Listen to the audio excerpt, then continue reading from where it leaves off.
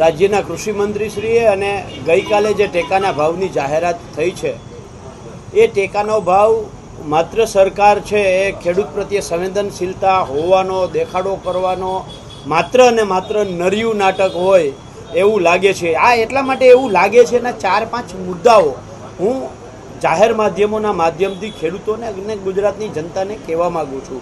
Number 1, જે ટેકાના ભાવ જાહેર થયા છે એ ક્વિન્ટલમાં જાહેર કરવામાં આવ્યા છે, મણમાં નહીં। જો એને મણમાં તમે ડિવાઈડ કરો તો લગભગ 20 રૂપિયાથી લઈ અને 126 રૂપિયા સુધીનો માત્ર વધારો થયો છે। એટલે ટકાવારીમાં આપણે જોઈએ તો 2 થી 3% જ માત્ર ભાવ વધારો આમાં થયો છે।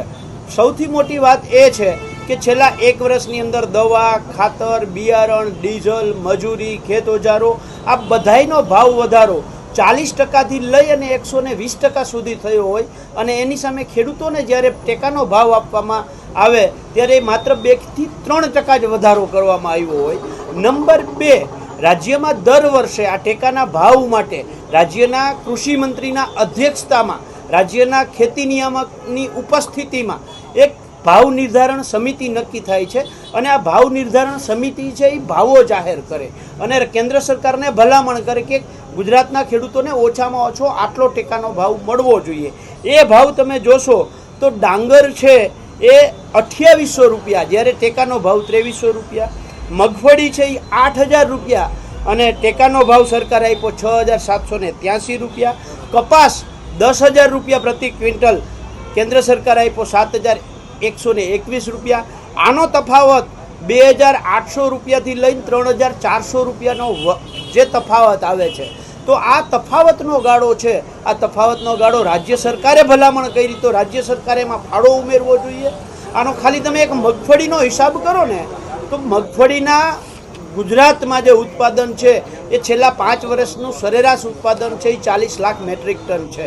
આનો જે તફાવતનો ગાળો અને એનો જો ગુણાકાર કરવામાં આવે તો દર વર્ષે ગુજરાતના ખેડૂતોને કેન્દ્ર સરકાર રાજ્ય સરકારે કરેલી ભલામણના ભાવ નથી આપતી, એના કારણે ઓછામાં ઓછું 7 થી 8000 કરોડનું નુકસાન ગુજરાતના ખેડૂતોને ખાલી મગફળી એક પાકમાં જાય છે। ત્યારે સીધો સવાલ એ છે કે રાજ્ય સરકાર ભલામણ કરે છે તો રાજ્ય સરકારને એ ભાવ પૂરતા કરવા માટે પોતાનો ફાળો શા માટે નથી ઉમેરતા। બીજું, કૃષિ મંત્રીશ્રીએ આજે બહુ એક ભ્રષ્ટાચાર બાબતમાં કહ્યું, આપ મિત્રોનો સવાલ હતો ને એણે કહ્યું, રાજકોટની ઘટનાને લઈને એણે કહ્યું કે નરેન્દ્રભાઈ છે એ ભ્રષ્ટાચાર મુક્ત કરવા માટે, ભ્રષ્ટાચાર ઓછો થાય એના માટે પ્રયત્નશીલ છે। આવી કોઈ પણ ઘટના બને તો એને અમે કડકમાં કડક કાયદાકીય સજા થાય એના પ્રયત્ન કરવા માગીએ છીએ। ત્યારે રાઘવજીભાઈ અને ગુજરાત સરકારને મારો સીધો સવાલ છે, સુરતમાં તક્ષશિલા કાંડમાં શું કડકમાં કડક સજા કરી?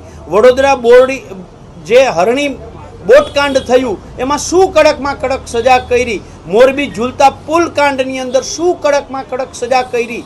કાંકરિયા રાઈડ કાંડમાં જે આરોપીઓ હતા એ 1-1.5 મહિનો કે 1 વર્ષ જેલમાં રહ્યા, ત્યાર પછી એ જ રાઈડ જે છે એ બાલવાટિકાનો કોન્ટ્રાક્ટ એ જ આરોપીઓ જે જેલમાંથી બહાર નીકળ્યા એને તમે આ ફરીથી કામ આપ્યું છે। આ તમારી કડકમાં કડક સજા છે। તમારાથી રાજકોટ વાસીઓ પ્રત્યે એક શબ્દ પણ નથી નીકળતો। તમારી નિર્દયતા, તમારી નિષ્ઠુરતા સામે આવે છે। ત્યારે હું જાહેર માધ્યમોના માધ્યમથી રાજકોટવાસીઓને વિનંતી કરું છું કે આ સરકારની નિર્દયતા, નિષ્ઠુરતા સામે દેખાય છે ત્યારે 25 તારીખે રાજકોટ બંધ રાખીએ અને કુંભકર્ણની નિંદ્રામાં સૂતેલી સરકારને જગાડીએ।